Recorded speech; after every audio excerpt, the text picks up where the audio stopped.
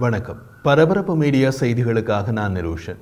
தெற்கு லெபனானில் ஈரானிய ஆதரவு ஹெஸ்பொல்லா இயக்கத்தின் தளபதிகளில் பாதி பேரை இஸ்ரேலிய படைகள் கொன்றுவிட்டன என்ற இஸ்ரேலிய பாதுகாப்பு அமைச்சர் ஜோவ் காலண்டின் கூற்றை ஹெஸ்பொல்லா மறுத்துள்ளது. பாதி தளபதிகள் கொல்லப்படவில்லை, ஒரு சில தளபதிகளே கொல்லப்பட்டதாக கூறியுள்ளது ஹெஸ்பொல்லா.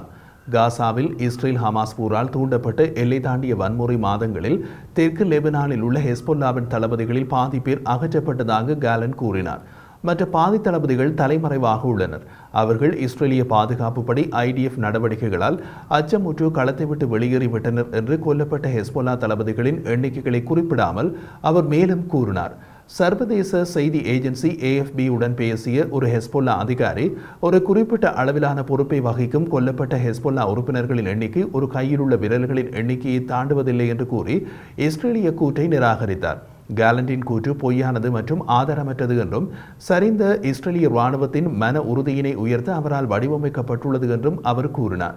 பல மாதங்களாக நடந்த சண்டையில் உள்ளூர் ஹெஸ்பொல்லா தளபதிகளை இலக்கு வைத்து தாக்கிக் கொன்றதாக இஸ்ரேல் அடிக்கடி தகவல் வெளியிட்டுள்ளது. ஆனால் ஹெஸ்பொல்லா இயக்கமோ அவர்களில் சிலரை மட்டுமே உயர்மட்ட உறுப்பினர்கள் என்று உறுதி செய்துள்ளது. மீதமுள்ளவர்களை அறிக்கைகளில் துருப்புக்கள் என்று குறிப்பிடுகிறது ஹெஸ்பொல்லா. ஹெஸ்பொல்லாவின் பாலஸ்தீனிய கூட்டாளியான ஹமாஸ் அக்டோபர் 7ஆம் தேதி இஸ்ரேல் மீது முன்னோடியில்லாத தாக்குதலை நடத்திய மறுநாள் முதல் இஸ்ரேலிய இராணுவத்தின் கிட்டத்தட்ட தினசரி தாக்குதல்களை பரிமாறி வருகிறது ஹெஸ்பொல்லா. தெற்கு இஸ்ரேல் மீது ஹமாஸ் தாக்குதல்களுக்கு அடுத்த நாள் அக்டோபர் 8ஆம் தேதி முதல் ஹெஸ்பொல்லா தாக்குதல்களுக்கு இஸ்ரேல் கொடுத்த பதிலடியில் லெபனானில் குறைந்தது 380 பேர் கொல்லப்பட்டுள்ளனர். இதில் 252 ஹெஸ்பொல்லா செயற்பாட்டாளர்கள் கொல்லப்பட்டதாக ஹெஸ்பொல்லா இயக்கமே அறிவித்துள்ளது.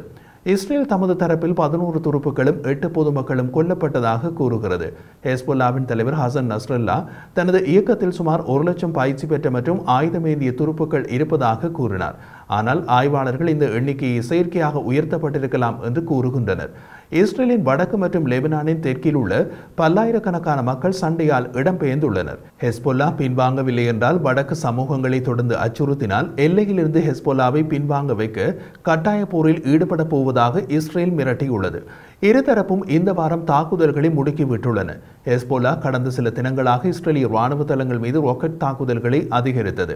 அதே நேரத்தில் இஸ்ரேலிய பாதுகாப்பு அமைச்சர் ஜோவ் காலண்ட் தனது சமீபகால கருத்துக்களில் தெற்கு லெபனான் முழுவதும் இஸ்ரேலிய இராணுவம் தாக்குதல் நடவடிக்கையை மேற்கொண்டதாக கூறினார். லெபனானின் தெற்கே ஐதா ஆஷாப் நகரில் 40 ஹெஸ்பொல்லா இலக்குகளை தாக்கியதாக இஸ்ரேலிய இராணுவம் நேற்று கூறியது. வடக்கு இஸ்ரேலில் உள்ள ஒரு குடியிருப்பின் மீது ஹெஸ்பொல்லா டேங்க் எதிர்ப்பு ஏவுகணைகளை ஏவிய சில மணி நேரங்களுக்கு பின்னர் இஸ்ரேலிய தாக்குதல்களின் அலை வந்தது.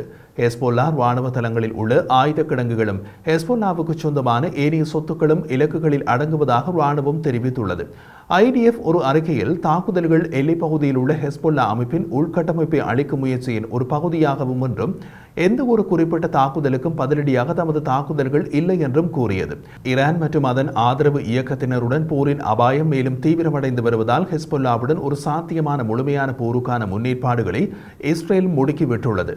அக்டோபரில் ஹமாஸுக்கு எதிரான தாக்குதல் தொடங்கியதிலிருந்து இஸ்ரேலிய படைகள் லெபனானை தளமாக கொண்டு ஹெஸ்பொல்லாவுடன் கிட்டத்தட்ட தினசரி எல்லை தாண்டிய தாக்குதல்களை பரிமாறி வருகின்றன. IDF துருப்புக்களை விரைவாகவும் பெரிய அளவிலுமான தாக்குதலுக்கு தயாராகிறது. ஹமாஸை ஒழிக்க இஸ்ரேல் காசாவை ஆக்கிரமித்ததில் இருந்து பதட்டங்கள் அதிகமாக உள்ளன. இஸ்ரேலும் ஈரானும் நேரடியாக ஒருவரை ஒருவர் தாக்க தொடங்கியதிலிருந்து பதட்டங்கள் தீவிரமடைந்ததாக தெரிகிறது. ஹெஸ்பொல்லா தலைவர் ஹசன் நஸ்ரல்லா சிரியாவில் ஈரானிய தூதரக வளாகத்தின் மீது நடந்த தாக்குதலுக்கு பின்னர் இந்த இஸ்ரேலிய எதிர்ப்புக்கு சேவை செய்ய இரவும் பகலும் உழைத்து வருவதாக கூறினார். லெபனானின் எல்லையின் இருபுறமும் உள்ள குடியிருப்புகளில் இருந்து பல்லாயிரக்கணக்கான பொதுமக்கள் வெளியேற்றப்பட்டுள்ளனர். தெற்கு லெபனானில் இருந்து ஹெஸ்பொல்லாவை வெளியேற்றுவது ஒரு தேசிய இலக்கு என்று இஸ்ரேலிய பிரதமர் பெஞ்சமின் நேதன்யாகு தெரிவித்துள்ளார். மொத்தத்தில் இது தீயுடன் விளையாடும் ஒரு ஆபத்தான விளையாட்டாகவே பார்க்கப்படுகிறது. ஹெஸ்பொல்லாவுடன் இஸ்ரேலிய போர் தீவிரமடைவது ஆபத்து நிறைந்ததாக இருக்கும். ஹெஸ்பொல்லா தான் மத்திய கிழக்கில் மிகவும் சக்தி வாய்ந்த அரசு சார்பற்ற ஆயுத இயக்கமாக பார்க்கப்படுகிறது. அவர்களிடம் சுமார் 1,50,000 ஏவுகணைகள் மற்றும் ராக்கெட்கள் இருப்பதாக நம்பப்படுகிறது. மூத்த இஸ்ரேலிய அதிகாரியின் கூற்றுப்படி அவற்றில் சில ஏவுகணைகள் இஸ்ரேல் இஸ்ரேலில் கிட்டத்தட்ட எங்கும் அடையக்கூடிய நீண்ட தூர வீச்சு கொண்டவை. கடந்த அக்டோபர் 8ஆம் தேதியிலிருந்து ஹெஸ்போல்லாவால் இஸ்ரேல் மீது சுமார் 17,000 ராக்கெட்களும் ஏவுகணைகள் மற்றும் பீரங்கி குண்டுகளும் குறிவைக்கப்பட்டுள்ளது. இஸ்ரேலுக்கும் ஹெஸ்போல்லாவுக்கும் இடையே ஒரு முழுமையான போர் வெடித்தால் லெபனானில் இருந்து ஒரு நாளுக்கு 5000 ஏவுகணைகள் ஏவப்படும் என்று இஸ்ரேல் மதிப்பிடுகிறது.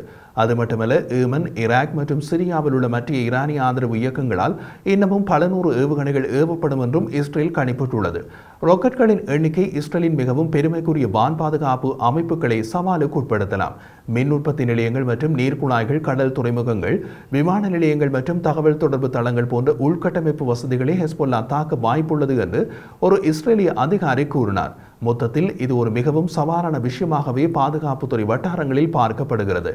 எந்த நிமிடமும் காட்சிகள் மாறலாம் என்கிறார்கள் அவர்கள்.